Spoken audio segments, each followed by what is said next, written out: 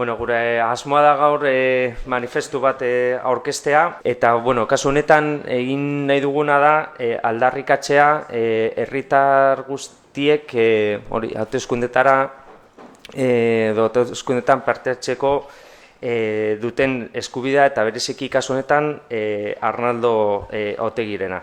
Gaurko aurkezpenarekin hasiko gara dinamika bat. Gure asmoa da sinadura gehiago biltzea aldarrikatzeko eskubide zibil eta politikoak.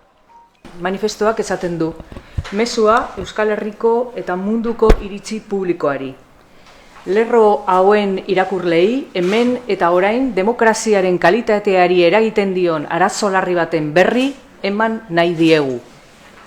Herri honetan agertoki berriak irekitzearren, beste askoren artean, ekarpen funtseskoa egin duen Arnaldo Otegik hautesontzien bidez etorkizuneko kargu bat ardezan ekiditeko saioa, beste behin ere, demokraziaren oinarrizko baloreei eginiko erasoa da. Beraz, aukera duten guztiei honako gonbidapena egiten diegu. Eraso larri honen aurka bat egin dezatela, eta hautagaitza honen zilegitasuna adierazi diezaietela herri hontako erakunde gorenei. Arnaldo Otegik bere hautagaitza aurkezteko eskubidearen defentsan.